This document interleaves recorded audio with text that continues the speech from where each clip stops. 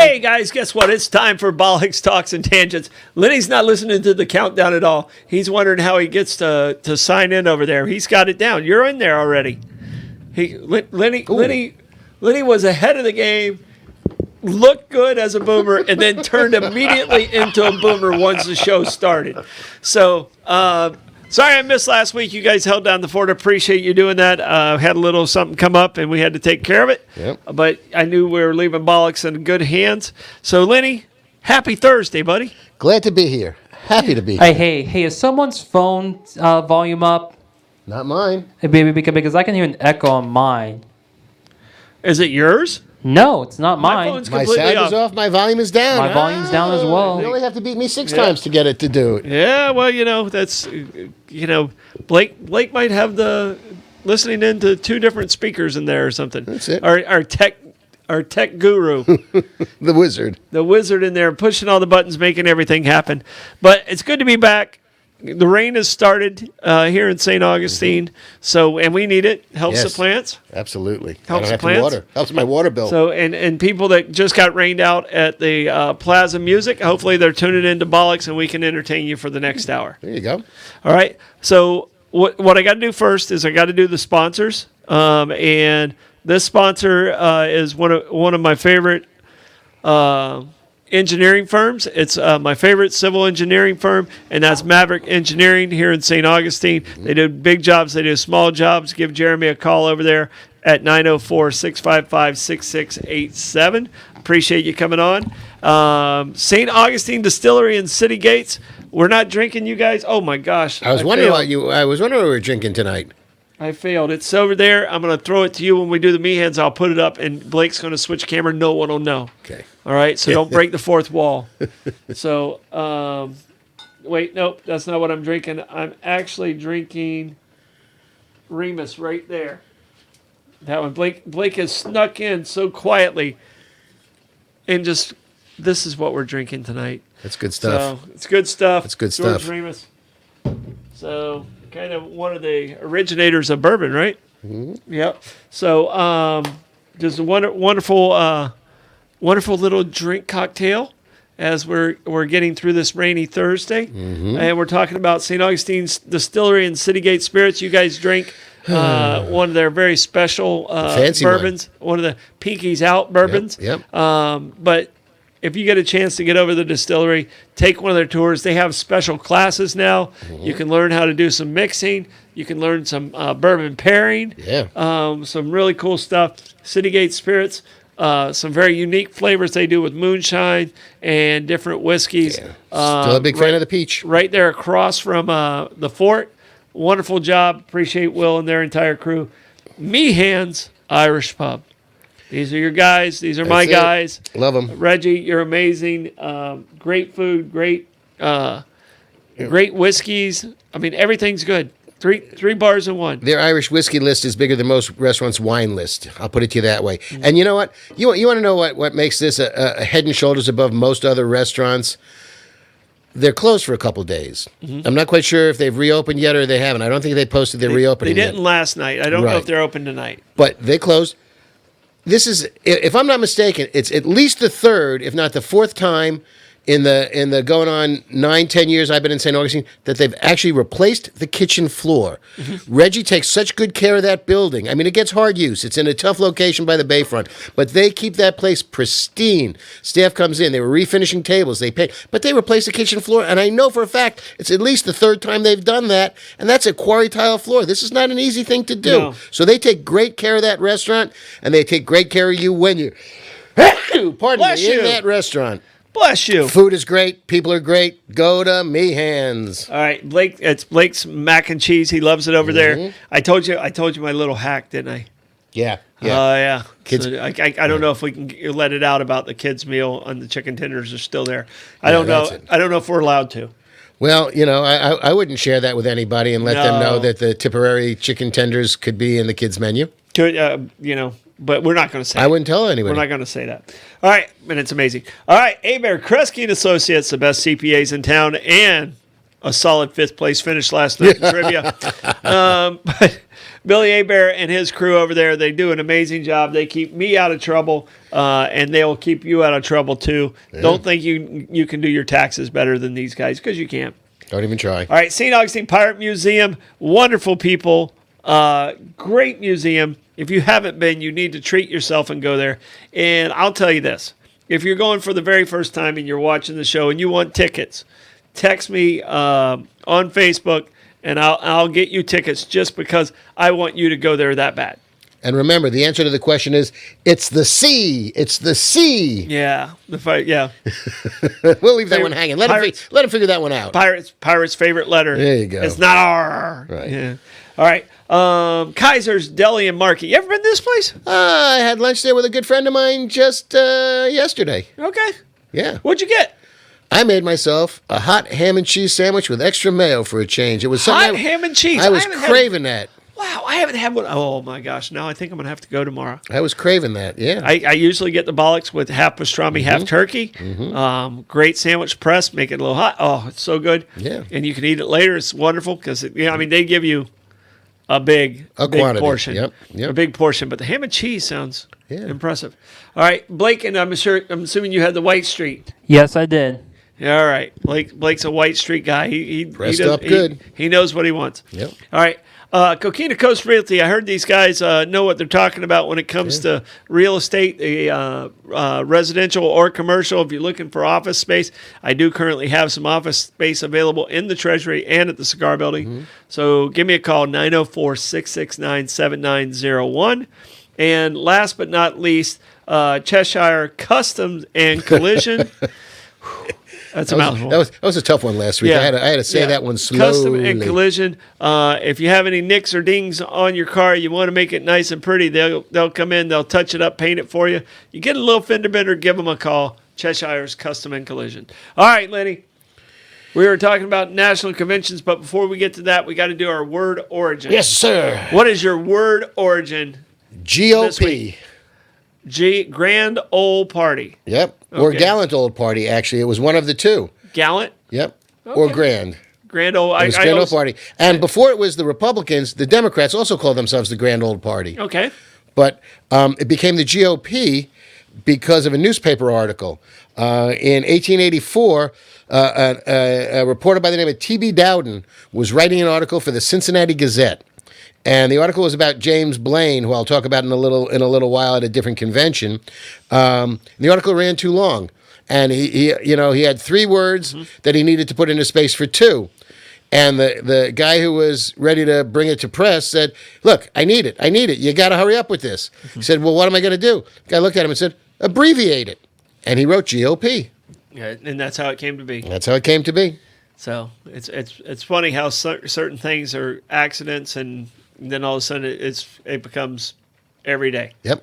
All right, mine is politics. So in politics, actually, the word poly means city, like Indianapolis, poly.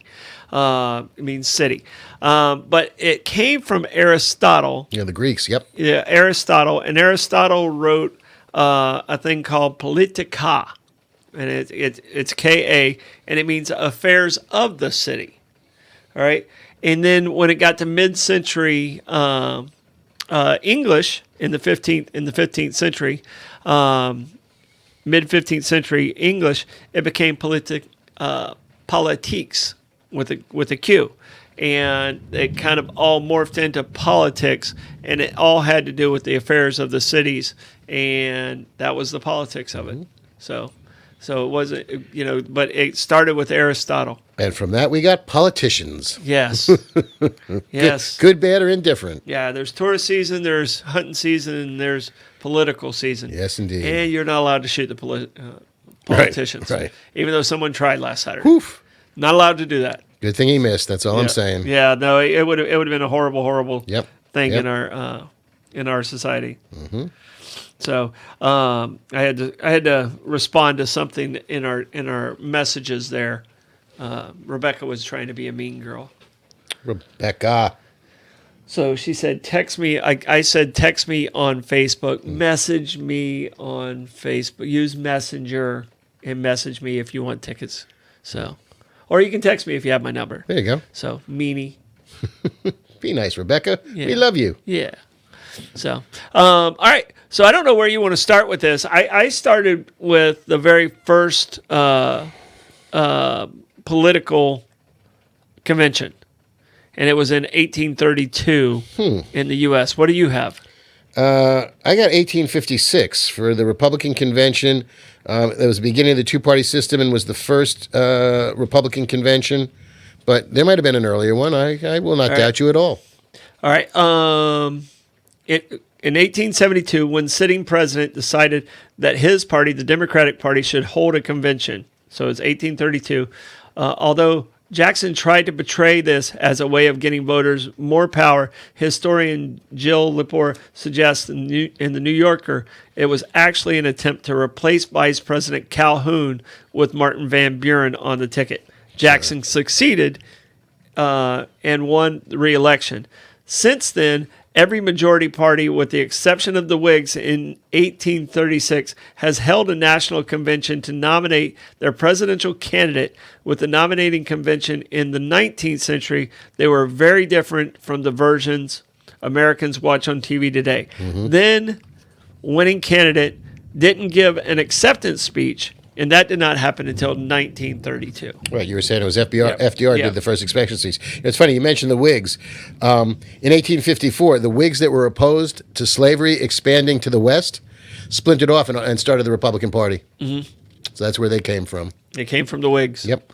So and it was considered uncouth to campaign at that time. Candidates would write letters and do things behind the scenes, but to do anything publicly to show that you're running for president was kind of considered to be tacky.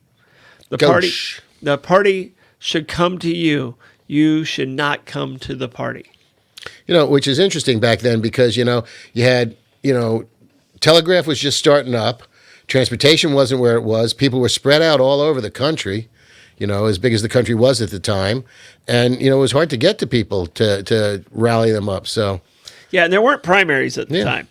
So there were no primaries. That came in the 19th, not 19th, in the 20th century. I think it was 1912, but it didn't really have a whole lot of effect because only like 22 states actually had primaries. So it really still was decided, and it still is decided at the convention. Convention delegates, yeah. And I can tell you, this year, we know who the Republican's going to be. Right. We still don't know who the Democratic ticket's going to have on it. Not yet. It's going to be interesting to see what happens in the next week or so. Yeah. So, and you think he's going to step down? You said on the Mike. I think so. On the Mike Lewis show. So. I think people keep talking about his legacy, and he wants his legacy to be continuing what he started, and I think that he's risking everything he started in his legacy because if he runs, I don't foresee a very strong performance, and I think it'll hurt down ballot. So the Democrats could potentially lose not only the presidency, but the House and the Senate by a significant margin. Yes. And that will end up being the albatross hung around Joe Biden's neck forever. Well, and here's the question, and we don't usually talk a whole lot of politics, but this is a show about conventions and stuff like that, and this is very important to the convention. If he decides not to run, do you think he'll also step down as president, or do you think he'll stay as president? Because I think he'll stay as president. He should finish his term if his health allows him. And, look, I come from a culture where in a Democratic community, the best thing to do was to put somebody in as an incumbent to fill a vacancy so that when they ran in the first election that they would run in, they were running as an incumbent. I don't think that would be necessary for Kamala Harris. She's the vice president. She doesn't have to, be president to take that position and run as an incumbent in essence. And I don't think he was going to step down and put, somebody else in there. Pete Buttigieg, Gavin Newsom, I don't think any of those people will slide in. Gretchen Whitmer. I mean, there's a list of names that are floating around and percolating. Well, the one I've been saying, and I felt like should have ran last time, was Michelle. Yeah. I don't think she wants anything to do with it. I think she's very happy with her life, fortunately for her. Yeah. Unfortunately for the country. Her and Gavin, according to the Vegas numbers, are at the same number. She and Newsom. Her and Newsom are the same See, number. I think, I think Gavin Newsom would be a star, except for the policies in California don't translate or are accepted by the rest of the country. I think there's a problem there. I think he's the smartest man in the room by far. Yeah. By far. So I like him, and I like his personality. I like some of the things. I think he's a little too far on the left side on some financial things that for my comfort level. Yep. But I do like him. He's exceedingly well educated. He's a very, very bright man. He's got a military background. He's a family man. I think he's all right. And you know what? And he's got a really good sense of humor about him. Yeah. No. So, he's the kind of guy I would go, I'd like to have a drink with that guy. Absolutely. Yeah, he'd be a fun guy to have a drink with. Yep. So, all right. All right. It is time to get into conventions. Which convention stood out to you when we started this? You this one's yours. So if this show bombs, I'm blaming you. Fair enough. The show's great. I'm taking half credit. Yeah, I'll give you full credit. Yeah. You're the host. You're the star. Yeah. No, we're co-hosts. That's true. I got into this. I was reading. The things that pop up on my emails, and one of them was about James Garfield and the convention of 1880.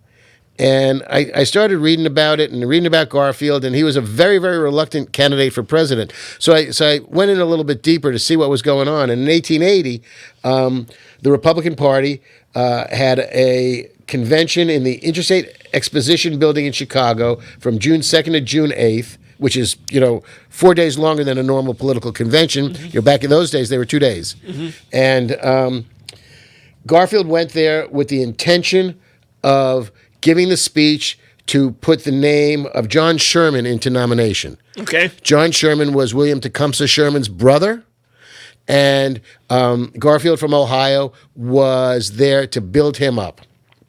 And it was a three-way race at the time. It was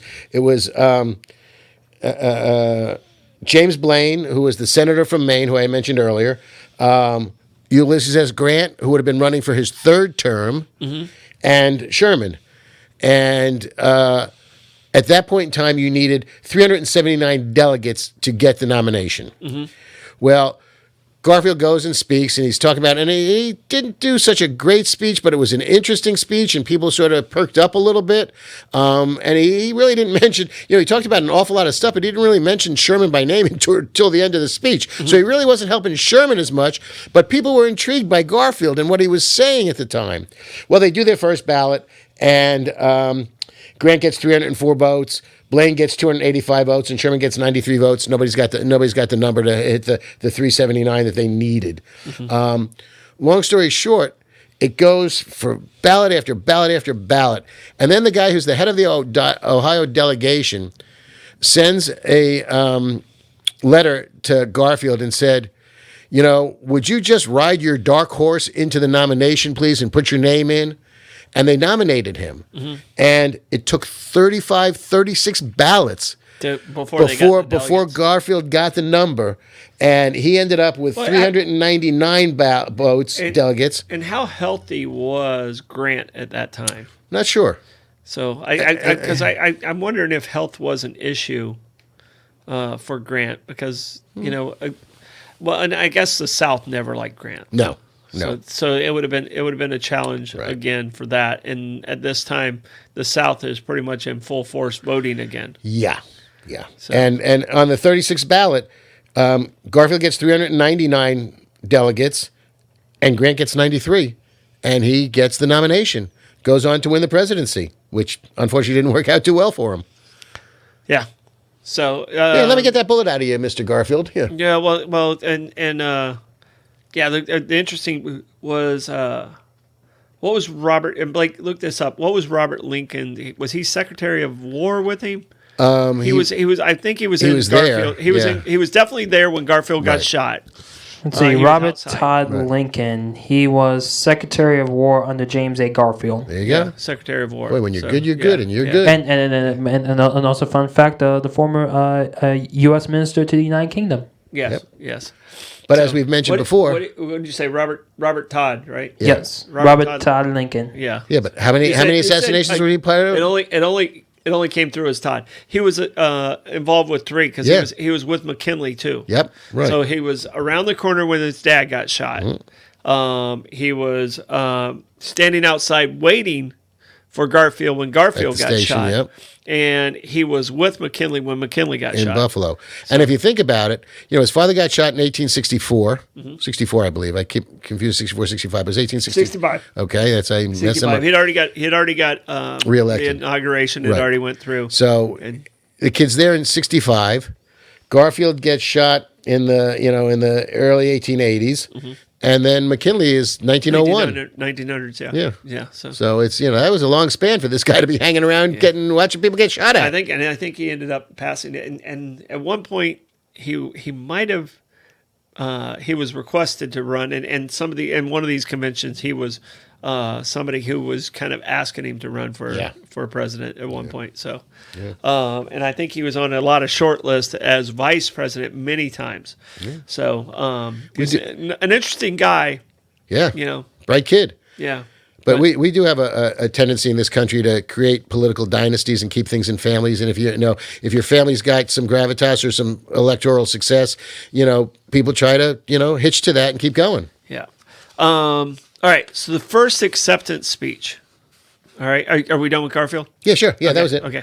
The first acceptance speech was in 1932. All right. And it was FDR. And FDR did something very unique. He wanted to give the acceptance speech because he wanted to show he was strong, because a lot of people at that time didn't realize the polio had affected him so strongly. They didn't realize he was in a wheelchair. Right. People close to him obviously knew, but they didn't realize, the American public didn't realize he was in a wheelchair, and they're like, oh, okay, he just has some challenges. But he wanted to show how strong he was in some of those things in his theatrics. And this is where the term "the New Deal" came from, out of this speech. And FDR, he basically threw out the speech except for the first page and rewrote it like on the way there. But the unique thing is he flew to Chicago, and it was in Chicago Stadium. It wasn't in a convention center or anything like that. It was in the stadium where he gave this speech. And basically it was it kind of took off because of a New York-based cartoonist published a cartoon showing a man leaning over his hoe, watching an airplane fly over top with the words "New Deal." So it's basically a whole new world's coming at us because they're flying and they're doing this thing. And that's where the New Deal came from, out of that speech that FDR gave in 1932. Excellent. And, kept him in office for 4 terms. Yeah. You know? So, and then they changed that rule. So, Yeah. So Trump has a chance to be president, not president, and president again. Who was Grover the Cleveland. other man to do it? Grover Cleveland, So, yeah. who was the man between those? I knew this. Oh, was that William Henry Harrison? Try again. Benjamin Harrison. There you go. I knew it was Harrison. Yeah, William right. Henry Harrison was the grandfather. Grandfather, yeah. Yeah, the Which is grandfather- good because we got Benjamin right as the last bearded president at Trivia the other night. Yes, yeah, with a full beard. Last president with facial hair was Taft. Yep. So Big mustache. yeah, Yeah. everything about him was Yes. pretty big. Including his bathtub. Yeah. So, all right. So what do you got next? Well, I'm going to go. And Melissa, thank you very much because I have that down there. You got to go to Chicago in 1968. Yeah. It's one of the most talked about political conventions because of everything that was involved in it, when it happened, the participants, and the complete and total chaos and riots that came out of it. And Melissa said, the whole world is watching. And that was the catchphrase from the people on what you would call the left or the youth movement at the time. 1968, the Vietnam War is spiraling out of control for us.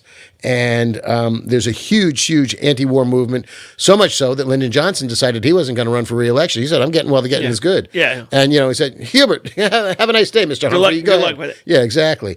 So in 1968, the Democrats have their convention in Chicago, August 26th to 29th. And there's all sorts of problems. There's a couple of different strikes in Chicago. There's telephone worker strikes in Chicago. In the meantime, the Republican convention was in Miami, and everybody was trying to get the Democrats to move their convention to Miami, including the networks, the TVs, yes, because everything was set up for them. They had all the communications. They had all the telecommunications. Everything was set up. And they said, just go to Miami. Where we'll slide them out. We'll slide you and have a nice day. Well, that didn't happen. And there was a tremendous amount of stuff, and it was two sides of the story. Richard Daley was the mayor, one of the toughest mayors around. The only mayor I think was even tougher and nastier was Rizzo in Chicago. Man, he was a hard case. He really was. But you had on the left, you had the Yippies, the Youth Political Party.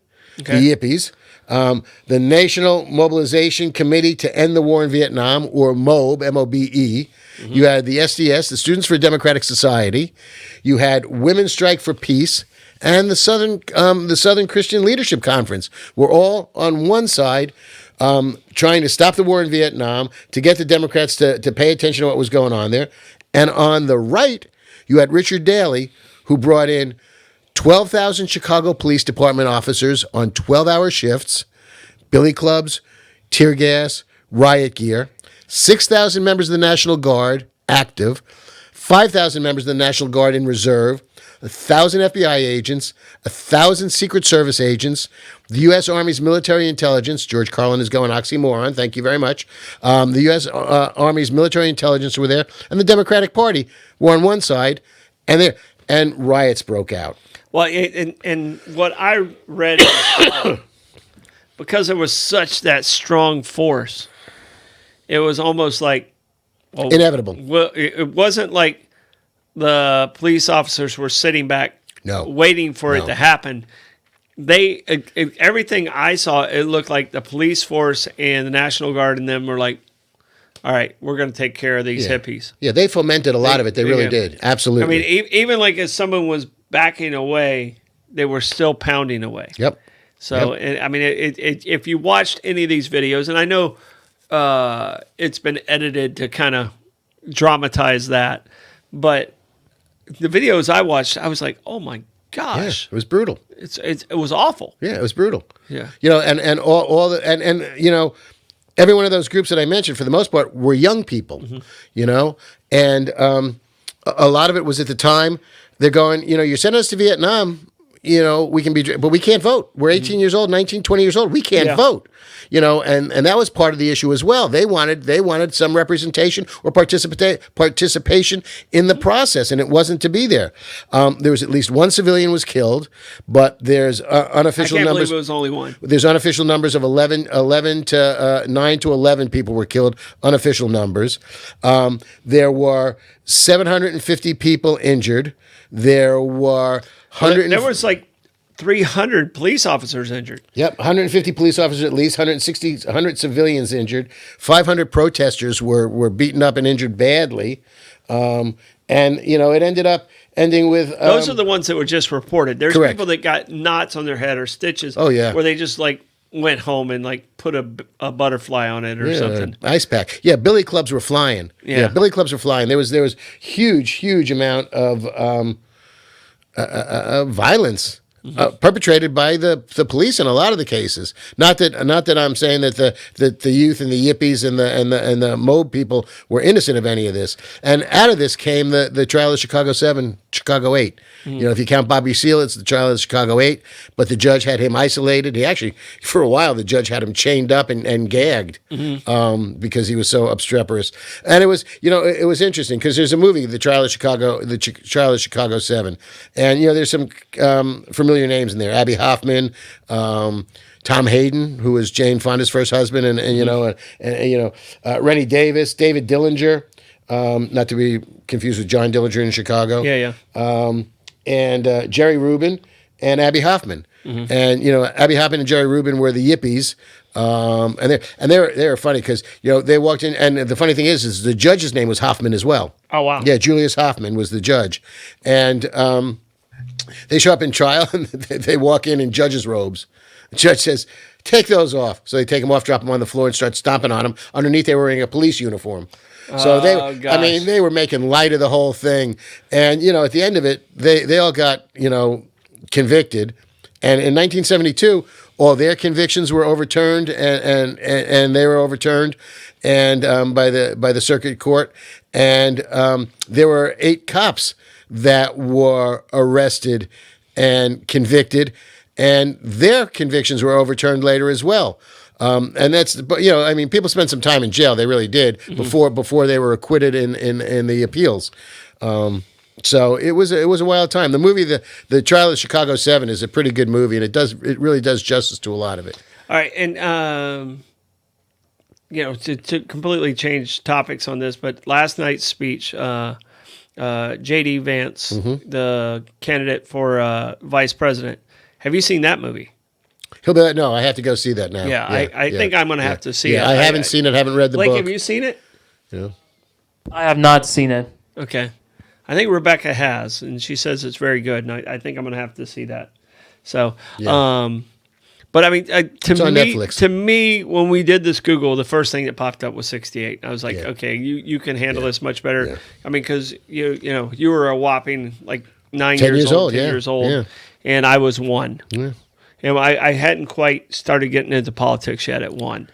And it was right at the point in time where TV was paying attention to things and they were broadcasting this stuff on the news. So it wasn't hidden from the public, What's the first real big news story you remember as a child? The Kennedy assassination. You remember that? Yeah. You were 5? Yeah. So, and you remember that? Yeah. Wow. Okay. Yeah. And mine is the Olympics in Munich? Germany, in Munich. So that because McKay was the announcers, the whole reason I paid attention to it, and Wide World of Sports. My guy who I watch on Wide World of Sports is doing this announcement, and I think that's the first news story I remember. I know it's the first one I remember. I don't know if it's the first one I really.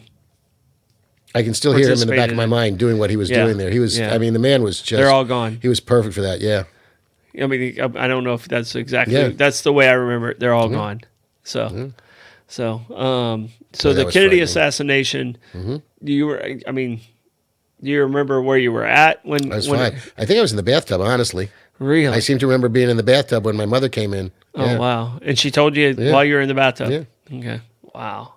So I mean, probably the biggest story that I remember as an adult was the Challenger blowing up. And then everyone remembers, I think, Blake, what's the first story you remember? Because even like 9/11 was before your my mind developed. I remember my earliest memory was a Disney World trip in 2004. My first big story that I remember was, I'll probably say, no, it wasn't Columbia. I knew that there was like an earlier story that I remember, but like the first thing that comes to my mind that I actually remember, like I want to watch the news for, was the Chilean Maya's rescue. Miners rescue. Okay, that was a huge story. Okay. So and I like asking that question, because people have so many different moments in time, right? I remember, and we talked about this, because of the shooting. I don't remember Kennedy, but I remember Reagan being Reagan shot. for sure. Yeah. Reagan being shot. We heard it on the radio as I was on my way to Babe Ruth baseball practice. So I was like 13, 14 years old. So I think I was 13, about to be 14 at the time. So it'd have been in 81. Yeah. So I was 13. I turned 14 in June. And I remember the voice coming across the radio. It was a local radio station. It was probably an AM radio station I was listening to as it was saying it, as my mom was dropping me off at Spec Martin Stadium. As I was getting out, and I remember staying in the car a little bit longer going, oh, wow, that just happened. It's interesting because people keep bringing up, other assassination attempts and things of that nature. And the one that get fallen by the wayside is nobody brought up, the Manson girls trying to shoot Gerald Ford. Mm-hmm. Yeah, Squeaky. Yeah, Squeaky and Squeaky Fromm. It was within and weeks Sarah of Jane, somebody or It was other. within weeks of each other. Yeah, two of them. So and then they carved X's in their heads because why not? Yeah, that's what they do. Yeah. So Rebecca said hers was Princess Diana, so that was in 98. Okay. So, right? I remember where that was big news. Yeah. I remember where I was at. That was Labor Day. It was Labor Day weekend. It had to be 97, 98. And I was in Savannah. Okay. So, and we won a national softball tournament in Savannah. Nice. So I was playing with the Budweiser team. We won a national softball tournament in Savannah. And I had a horrible tournament. I was terrible. Was it easy to go from hardball to softball? I didn't have a problem with it because I played it with my parents and my dad and my grandfather. Mm-hmm. So I grew up at the softball field. So I didn't have a big problem with it. But some of my other guys had some trouble with it. I think it'd be more difficult to go from softball to hardball. I can tell you this: I had more trouble going from baseball to fast pitch. Okay, completely different swing. And your chances of success are way lower. High arc. Yeah, the high arc. That's nothing. That's change nuts. up. Change up. It's coming. It can't get any easier than that. But in fast pitch, there was some guys that could really bring it still. And by the time I was playing, that was probably the biggest transition I had playing ball, and the bases were shorter than what they are now. Mm-hmm. I was fortunate enough that I was very quick. Right. I was faster than the average bear, so all I had to do was keep the ball in play, and I had a good chance of success in softball. Mm-hmm. So especially when I was playing against guys that that supported Budweiser personally. Well, they had Dickey-do disease. I don't know if you know what Dickey-do is. That's when their belly sticks out further than their Dickey-do. Okay. So and that's if you're playing against Dickey-do teams, which is what we called them, right? We knew we were in pretty good shape. They were there. Right. They were there to drink beer and get away from their family for a night. Yeah, they weren't running. They weren't running out anything to first base if they didn't have to. They weren't stretching singles to doubles. Right. All right, we got to talk about our sponsors real quick. Maverick Engineering, give them a call, 904-655-6687. Talk to Jeremy. Tell him that you heard it here on Bollocks. St. Augustine Distillery and City Gate Spirits. Best tours in town. If you have family coming in, make sure they get over there and do these tours, especially if they like to sip on Grandma's cough medicine. Oh yeah! All right, that's actually a good band. Grandpa's Cough Medicine is a trio that had played a couple years back, open for David Bromberg at the Ponte Vedra Concert Hall, which is now gutted out as they're expanding it. And I'm excited for that. I want to see what excited for that. I saw a little bit of the drawings, and one of the fun things that I like is how things circle back around when there's money. Mm-hmm. And now that there's money, I actually did a drawing. They only gave me $300,000 to do the conversion of the church to St. Augustine Amphitheater, which Ponte Vedra Concert Hall. Yeah, and that didn't go very far. And I had a whole other building over there, and that ended up turning into an Alzheimer's center, which was fine. It turned into a really nice thing. But I only had $300,000. But my original drawings had second floor. Second floor. It had a loft, and it had private suites, kind of angled towards the stage, and it came pretty close. I'm super excited. Gabe's promises he's going to give me a tour. And we'll see how that plays out. Well, right now it's just a shell. Yeah. And they've opened up the roof on the north side. Oh, you seen it? We drove past it last night. We were Okay. we were up in. I had to go to Trader Joe's. Don't be silly. Oh, So of course you did. Right. You know, it was my quarterly trip up there.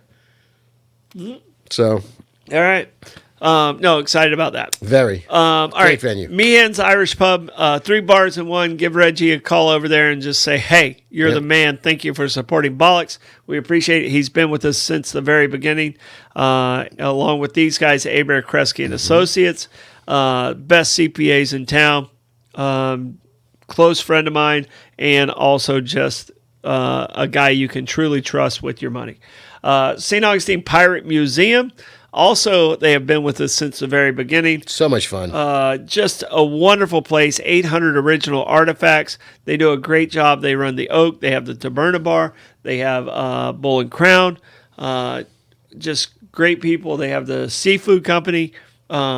Just so happy they're downtown. Downtown would not be the same without this crew. Kaiser's Deli and Market. Delicious. Kurt Kaiser. Delicious. Great guy. Small business. You've got to support small business. And I can tell you right now, you're never going to have a bad meal at Kaiser's. Yep. And he supports other local businesses by having their product in his shop to sell. That market is Bee Hill great. Farms honey, some soaps, coffees. Yeah, good stuff there. Yep. All right. Coquina Coast Realty. Understand this guy knows a little bit about real estate. He's had mediocre success in his life. But give me a call, 904-669-7901. Whatever your real estate's needs are. You need help consulting. Also, Walking Man Consulting works with Coquina Coast Realty. Yeah, 2 for 1. Yeah, and I don't know if you know the number to Walking Man Consulting, but that's also 904-669-7901. Out of town, call collect. You call collect. Remember when you had to do that? Absolutely. So that's so wild. Blake's never had to call collect. That was a tagline on a WLIR radio station. They would do a commercial. Out of town, call collect. Yeah. All right, Blake, I got a question for you. Have you ever talked on a payphone? Yes. What was that? Yes. When?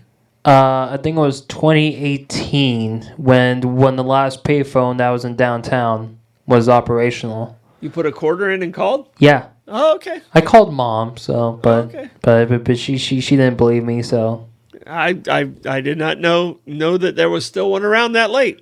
Actually, I know that there is one. I know where there is one. There was one until into the early 2020 because it was a highlight of when I was doing my ghost tours. It was right at the end of the slave market on the south side, opposite the Ponce de Leon statue. Was the last payphone that I can remember. All right, I got a question for you. As a tour person, how tall do you say Ponce de Leon actually? 5'1". No, he wasn't. He was 5'7". They exhumed his body. All right. My grandfather. He grew. They exhumed his body in the late 70s. Tour people in St. Augustine have been telling that falsehood for decades. He was buried in Puerto Rico? He was in Puerto Rico, but they exhumed his body, and the city of De Leon Springs, Right. the park, the Leon Springs Park, State Park, had a statue out front. When they exhumed his body, my grandfather was 5'7" and was the model for the statue at the Leon Springs Park, where there was a statue that used to be right there. Huh. That statue was the actual size. The guy who did the statue here, which is actually 5'1", and some people say 4'11", Right. he screwed up. Apparently. And he said this was the actual size, and everybody believed him. And that story is still told today on a lot of the tours. Ooh, I'm going to have to correct some tour guide friends of mine. Yeah. Holy cow. But Good to know. The body was exhumed like in the late 70s, and he was actually taller than the average Spaniard at that time. You know, if he was alive today, you know what he'd be doing? Scratching at the lid of his coffin. Because why was that? Well, if he was alive today, he'd be, he's If buried. he was alive today. Oh, All right. oh my God. By the way, that's you can slide anybody into that joke, literally. Yeah, anybody. Any dead person. Yep. Any dead person. So So I get some mileage out of that from time to time. yeah. So Stops people. yeah. It stops people in their tracks. I mean, it's kind of like why Tyrannosaurus Rex can't masturbate. You can't reach anything. No, they're extinct, you dumbass. See, there you go. Hey, did we mention St. Augustine Distillery City Gate Spirits, and more importantly, the tough one to say, Cheshire Customs and Collision on our second go round? We did not round? mention Cheshire Customs and Collisions. Okay. But we will right now. Cheshire Custom and Collisions. If you have any dings in your car, they have the best and most modern paint shops. They have a little oven for your car that they drive in, and they'll bake it right there for you. And it's like an easy bake oven, light bulbs. Oh, light bulbs, intense light Yeah. bulbs, even more than what we have in here. All right. Our sponsors are good to us. We try to be good to them. They're wonderful. Go Yep. see them. Take care of them. They're just great people. Tell them we sent you. All right. The next one I have is a speech JFK gave. You're probably too young for this speech. A little bit. Yeah, I was only 4 then. Yeah, Maybe 3. All right. And it's called The New Frontier Speech. I'm sure you've heard the New Frontier Speech. But JFK to me he changed politics forever, because I see him as the first television politician. Would you agree with that? It was his charisma, his physicality, even with his bad back, which again the public didn't know very much about at all. His charisma, yeah, he changed the game, because when you had that debate, you had sweaty poor Richard Nixon just dripping all over himself, and you had JFK who was cool, calm, and collected. And he wore makeup. Nixon did. Nixon refused to wear makeup, and that's why he looked like a ghost. Oof. So they're like, "Hey, we got to give you color. Let's do this." JFK's like, "Okay, I'm in with that," and Nixon was like, "No," and it made him look twice as old, and he just looked like a mummy. See the things you learn when you listen to us on Bollocks. Yes, that's hopefully you laughed a little too. Yeah, laughing and learning. So, but no, this speech, and the reason I call him the first television president is because of his handsome looks and his so well educated. His accent's a little weird to me, but probably fine with you. Depends on where he packs his car. Yeah, but to me, this was a guy that was molded to be president.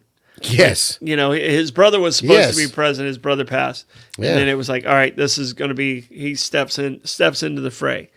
Do you feel that presidents now, just what's happening with Biden right now, we're not real sure about his mental state, but the way he was perceived was weak and unpredictable.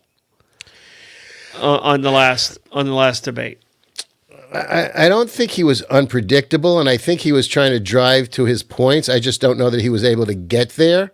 I don't see I see a communication failure more than a cognitive failure, honestly, because I think that he can't get it out. He can't communicate as well as he once did. I think his policies are still what he wants to convey. I just don't think he has the consistent ability to do that with clarity, and I think that's his problem. Yeah, I think the first 2 or 3 sentences he's good. Yeah. And then he gets lost. Or he gets tired, He gets lost. Yeah. So, I think that's unfortunate for him, honestly, and I think people are much more aware of everything because, again, in the 24-hour news cycle, everything is parsed. Everything is discussed. There's a panel on everything. Pick a channel, pick a TV station, pick a 24-hour news show, and there's 7 people there that are going to just parse every word and every facial tick, and it's difficult. I don't know many people that can actually survive that without being, besmirched. Yeah. Oh, without a doubt. Without a doubt. I mean, even when we mess up or say something on this lower level, you hear about it, right? And we catch those. I can't imagine what it's like at that level. Right. Our stakes are not as dire. So, all right. So here's a question I have for you, and you've been kind of keeping up with the with the convention a little bit. A little bit. I've been keeping up with it a little bit. Which one of Trump's children do you see having a political career? Not Eric.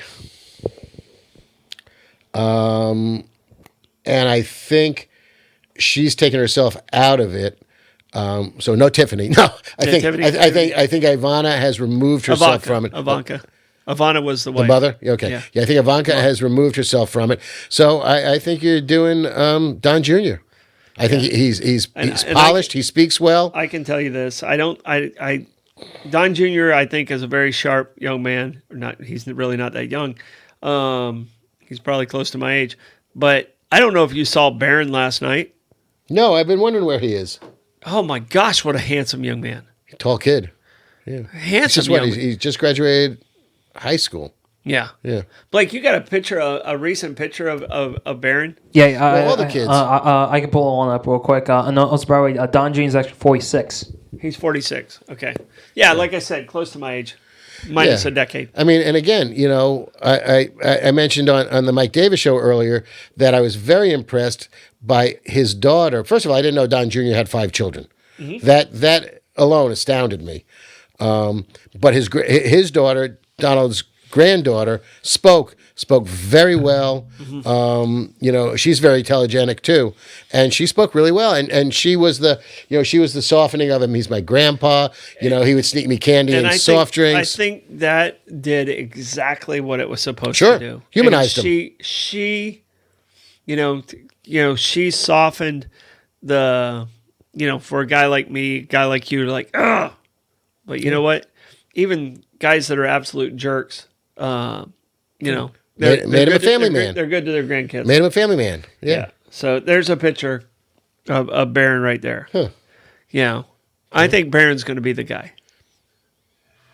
And he has the name Barron. Right. So if he's a Republican, that makes him a red.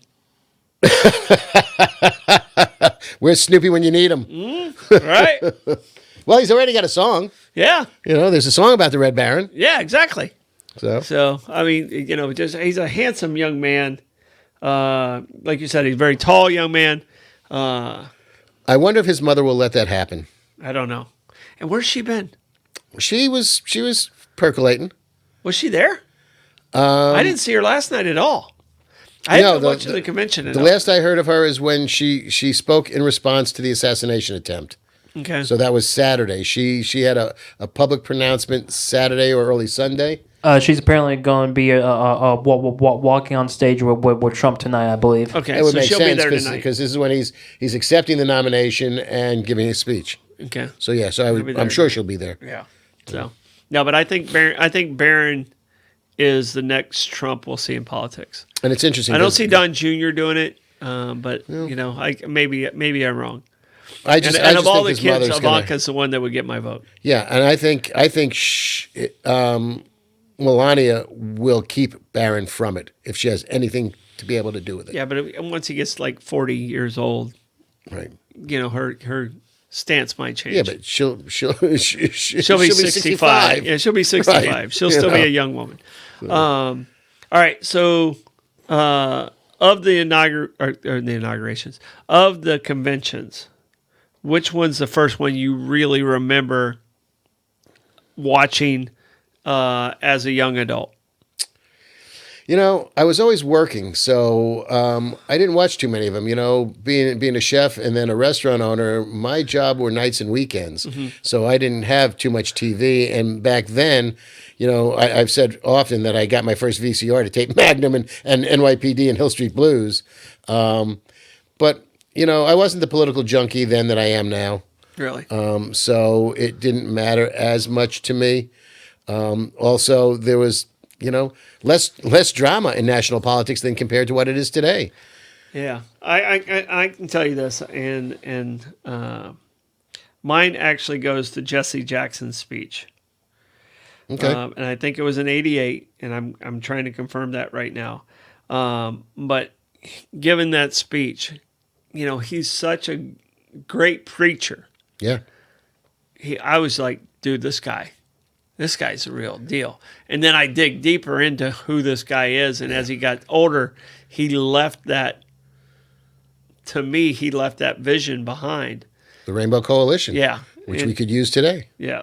Interestingly enough, I was making reference to the trial of the Chicago 7 and or the Chicago 8, if you count Bobby Seale. Mm-hmm. And Jesse Jackson was one of the witnesses for the defense, along with, Timothy Leary and a whole bunch of other people. Mm-hmm. Well, you know what I said? I wasn't sure if it's 84 or 88. Mm-hmm. He spoke at both of them. Yeah. So I think it was the 88 speech, but I'm not 100% sure which one it was. So, but that's the first one I really remember. Didn't he speak? Was he speaking in Chicago at the Obama rally? It wouldn't surprise me. It might, because he is a Chicago man. It might have been. Yeah.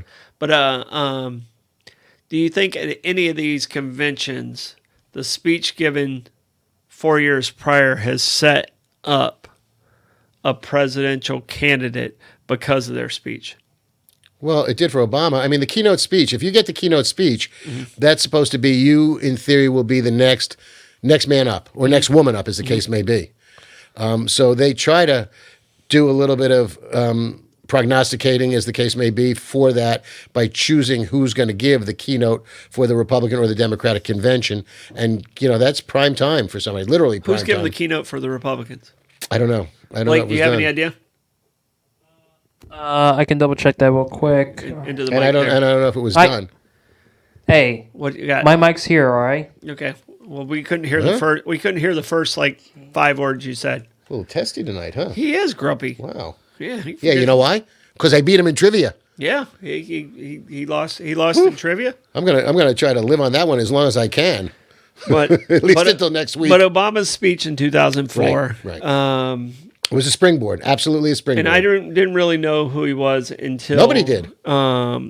Until Charles Barkley's book. Okay. So Charles Barkley wrote a book where he interviewed random people and stuff like that. And Charles Barkley, one of the people he interviewed was Senator Obama. And in that book, Charles said, "This man's going to be president someday." So Charles Barkley. I'm thinking to myself. I'll tell you off air because I don't want to, but it's just, he could have, should have, and he still stood. I like Charles Barkley a lot. He's a bright guy, lousy gambler, but a bright guy. And you know what? He tells it like it is. Yeah. No, I think Charles Barkley is good. I don't want him to be in politics because I want him to give us his thoughts of politics. Because once he gets in politics, I think it changes everybody. Sure. Because you can't. There's certain things you can't say. Right. Certain restrictions you have to have. Right. You have to be guarded, and he is not. Yeah. So. Which is what makes him so interesting. Yeah. Yeah. No, I think he's wonderful. So, Blake, what'd you come up with? There wasn't there wasn't a specific person that was designated as the keynote speaker. Oh, okay. So it was just all the representatives like Matt Gaetz, I believe some Nancy Mace, Marjorie Taylor Greene. So yeah. So a cavalcade of stars. Yeah. Mr. Botox. And Vivek, Governor DeSantis, and Haley have already spoke, right? And Doug Burgum as well. Burgum already spoke too, yeah. As Gaetz spoke? Yeah, he spoke Wednesday. Okay. He was just. Is that the guy who went to high school with Amanda? Yes. Okay. Gaetz in the Panhandle? Yeah. Mm-hmm. Okay. Yeah, that she really, really dislikes a lot. Well, I can't understand why. Yeah. And his father, who's equally as old as everybody else, is running for his state senate seat again. Oh my gosh. Matt Gaetz' father. I mean, he was state senator for a while. I think he term limited out, so you can go back. I believe he's running for something. Wow. Okay, I didn't know that was even legal. I don't know. I mean, don't quote me on it, but I'm pretty sure he was running for something. All right, so we're wrapping up right now. Your prediction is when we get to the Democratic convention, Joe Biden will not be the Democratic nominee. Joe Biden will not be the nominee. Correct. Blake, you're predicting the same thing. I am predicting that He's out before it even gets there. Yes, I personally think it might be Monday when like the first day back that he's out of his mini quarantine with the virus. And you know what? And that will save his legacy, because if he pursues this further, it's just gonna tarnish his legacy. He will be held responsible for the repercussions of the country, regardless of a Democrat winning or Donald Trump winning. It will become Joe Biden's responsibility. Here's my question to you. New York and California always go Democrat. If Biden stays in, I think he can still win California. I don't know if he wins New York. What's your thoughts? You're a New York guy. Donald Trump thinks New York is in play. I think there's been some interesting changes there. I keep forgetting that I believe Kristen Gillibrand may be up this term. And I don't foresee a problem for her, because the guy that's running against her is, a cookie cutter, claiming law and order, but has some baggage Republican. But it's going to be interesting. I think the biggest question in New York is the congressional districts. And where I'm from on Long Island, it was a complete swap. Mm-hmm. If Derek Jeter runs for governor in New York, does he win? Yes. Okay. People will move to the state to vote for him. What do you think, Blake? I personally don't think New York is in play for Trump. I personally think it's going to be safe, but I definitely do think the blue wall, like Michigan, Wisconsin, Pennsylvania, is definitely going to go down. I've already marked those red. Yeah. I've already put those. But in that case, it's done. I think it is done. Yeah. Which is why it'd be delightful to go to a popular vote in the United States. Yeah. Because again, the popular vote could swing Democratic, and the electoral vote will not. And that's a bizarre system, a very bizarre system. But I will say though, if Joe Biden quits like now, that and instead of like after the convention and all that, if it is like Harris, I personally believe that Wisconsin, Michigan, and Pennsylvania are back up for play. I'll tell you this. I'll even make this statement, Lenny, and if I'm wrong, I owe you lunch. I think Donald Trump wins the popular vote this time. Really? Okay. Yeah, I really do. So, hey, guess what? And you know what? And if he does, he deserves to be president without a question. Yeah. Yeah. Well, he deserves to be, because that's the rules of the rules. Right. Yeah. So, I mean, electoral, I don't want to say electoral is what the electoral is, and it's in place for a reason also. All right, we'll leave it be. But, yeah, okay. But I understand where you're coming from, but I think he will actually win the popular vote this time. I think things have shifted so much that's where we're at. I want to say thanks. Pleasure as always. Thank you, Blake. Great job. Appreciate it. If you guys would, please share, support our sponsors. This is Bollocks, Talks, and Tangents. We'll see you next week. See you next week.